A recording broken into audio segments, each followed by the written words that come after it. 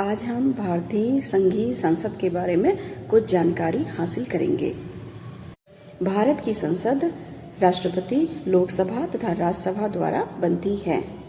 संसद के निम्न सदन को लोकसभा तथा उच्च सदन को राज्यसभा कहा जाता है।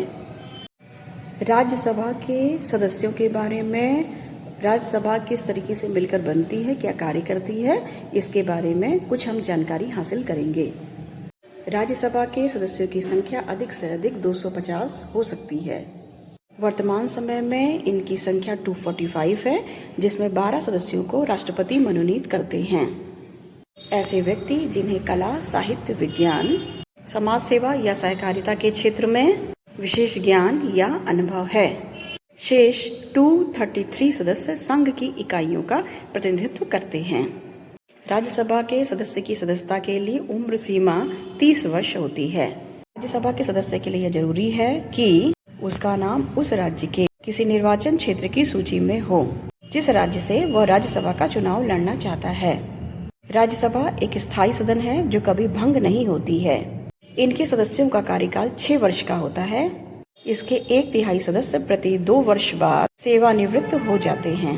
भारत का उपराष्ट्रपति राज्यसभा का पदेन सभापति होता है। राज्यसभा के सदस्यों में से कोई एक व्यक्ति 6 वर्ष के लिए उपसभापति पद के लिए नियुक्त किया जाता है या चुनाव किया जाता है।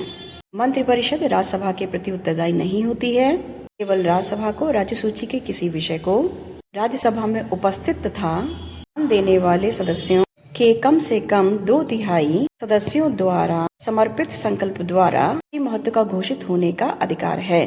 अनुच्छेद 249 में व्यवस्था की गई है। राष्ट्रपति वर्ष में कम से कम 2 बार राज्यसभा का अधिवेशन आहूत करता है।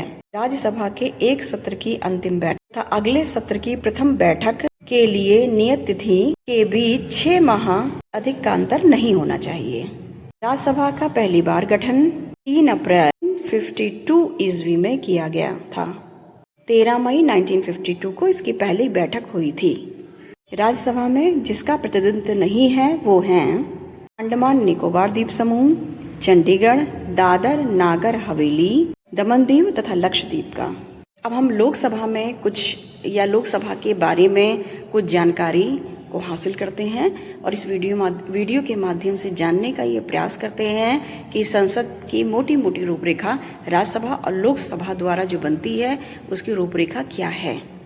लोकसभा संसद का प्रथम तथा निचला सदन है, जिसका सभापतित्व करने के लिए एक अध्यक्ष होता है। लोकसभा अपनी पहली बैठक के बाद एक अध्यक्ष तथा एक उपाध्यक्ष को चुनती है। मूल संविधान में लोकसभा की सदस्य संख्या 500 निर्धारित की गई थी, परंतु सदस्यों की अधिकतम संख्या 552 हो सकती है।